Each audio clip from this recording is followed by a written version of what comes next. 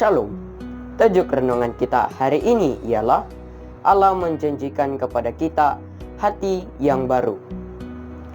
Ayat kita diambil dari Yehezkiel 36 ayat 26 yang berbunyi, "Kamu akan kuberikan hati yang baru dan roh yang baru di dalam batinmu, dan aku akan menjauhkan dari tubuhmu hati yang keras dan kuberikan kepadamu hati yang taat." Sidang penonton yang dikasihi Tuhan, para belia secara khusus sering tersandung pada ungkapan ini, hati yang baru. Mereka tidak tahu apa artinya. Mereka mengharapkan suatu perubahan istimewa terjadi dalam perasaan mereka yang menyusul pertobatan. Atas kesilapan seperti ini, maka ribuan orang telah tersandung ke dalam kebinasaan.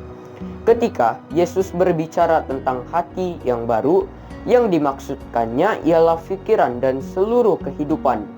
Untuk memperoleh perubahan hati berarti meninggalkan semua perkara duniawi dan bersandar sepenuh kepada Kristus. Memiliki hati yang baru berarti memiliki pikiran, maksud, dan segala pendorong hati yang baru. Apakah tandanya suatu hati yang baru? Ia adalah memiliki satu kehidupan yang berubah. Di sanalah kematian setiap hari dan setiap jam kepada egois dan kesombongan. Kemudian suatu roh kemurahan hati akan dinyatakan, bukan secara sesekali, tetapi terus-menerus.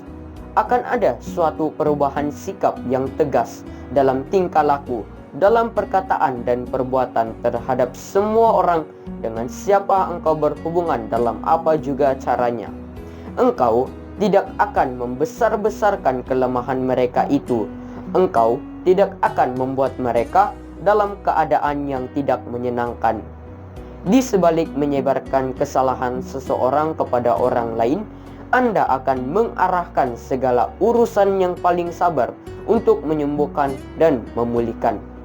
Seorang yang bersemangat kejam tidaklah berakhlak, dia tidak rohani, dia tidak memiliki hati kemanusiaan, melainkan hati yang tidak boleh dikesankan. Satu-satunya pertolongan baginya ialah jatuh di atas batu karang dan dileburkan. Tuhan akan meletakkan semua orang yang demikian ke dalam kuali peleburan untuk menguji mereka di dalam api, seperti emas diuji. Apabila dia dapat melihat petanya sendiri dipantulkan di dalam mereka, maka barulah dia mengasingkan mereka. Sidang penonton yang dikasihi Tuhan, agama Kristus haruslah memiliki segenap kehidupan dan mengarahkan tenaga dan kuasa kepada segala daya kita dalam memperbaharui, membersihkan, dan menghaluskan. Seorang harus menyatakan dirinya tanpa menunjuk-nunjukkan dan tanpa kata-kata yang meninggikan diri. Oleh kuasa Allah sajalah maka hati yang bersifat batu akan menjadi hati yang tunduk pada Tuhan. Mari kita berdoa.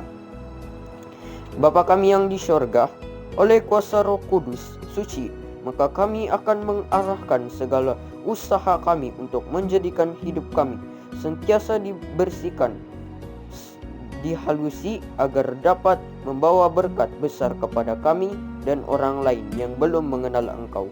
Dalam nama Yesus kami berdoa. Amin. Shalom. Tuhan memberkati Anda.